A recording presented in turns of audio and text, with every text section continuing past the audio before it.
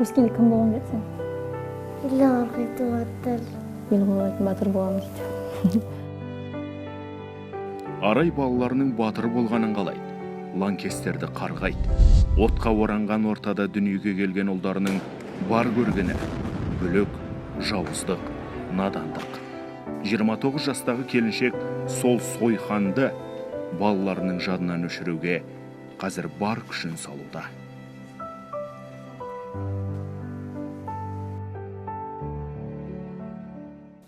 Кіру оңай болды ол жаққа. Шығу қиын болды. Көбінесе жаңағы осының семьяларымен, күйлермен бірге кетіп қалды. Қонақ визамен кетіп. Күйлері соғысқа қатысып, жаңағы әйелдері жетім қалып. Шетелдік көсемге сеніп, елден де бір көш кетті. Балтасы бар қолында. Ақылы жоқ.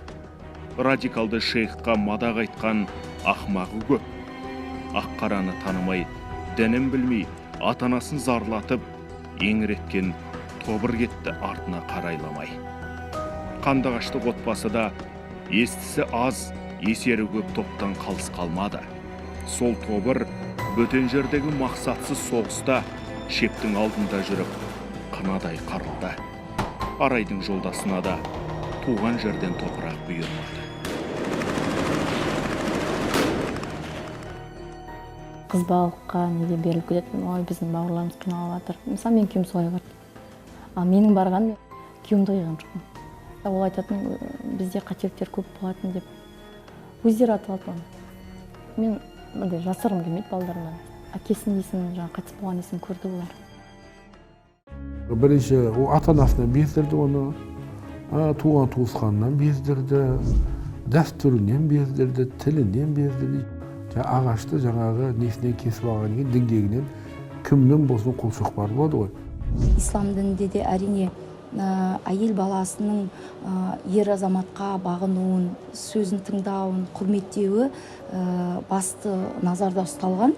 Бірақ дегенімен әйел баласы осы итағат, бойынсыну мәселесін өзінің бас амандығына, жан амандығына, балаларының болашағына, олардың денсаулығына зиян келтіретіндей жағдай болатын болса, ондай жағдайда бағыну жоқ. Ислам дінінде де ондай жағдайда, зиян тиетін жағдайда итағат ету мәселесі ешбір уақытта жағдай құп көрілмейді. Яғни бағыну қандай жағдайда? Отағасы бізді жақсылыққа үндеген кезде, жақсылыққа шақырған кезде, әйел баласының әбден мойынсұнып оны жасауы құпталған және талап етілген. Жалғызбасты келіншекті азаптан азат еткен Жусан гуманитарлық операциясы. Өкініштісі, сол сұм соғыстың ізі баласының денесінде тыртық болып қалды. Қандай үйірмеге қатысқың келді? Шашқа, Сосын? асық, ату.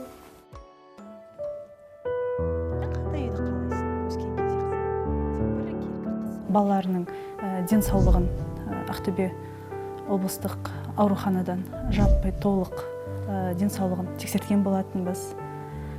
Тегін өзіміз апарып, дұрыс жолды бағыттап, бағдарлап жатамыз.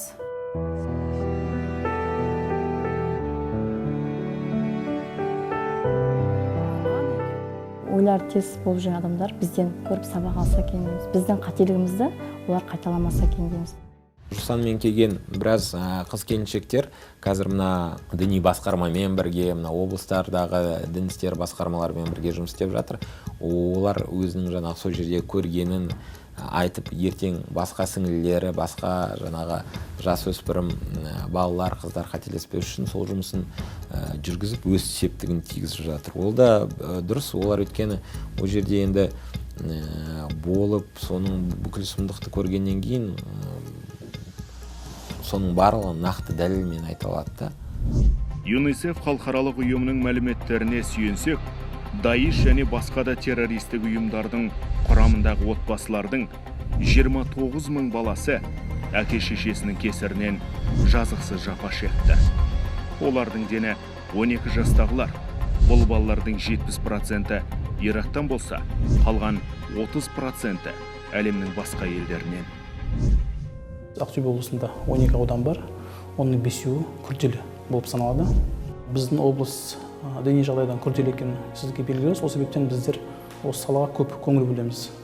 200-ден аса азамат дәстүрлі дінге биылғы жылы бейімделді.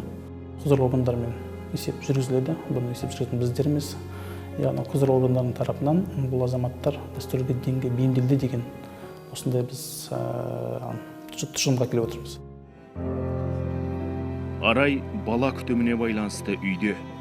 Әкімдіктің қолдауымен қосымша кәсіп меңгерді. Адамның масылы емес, асылы болсам деп тілейді.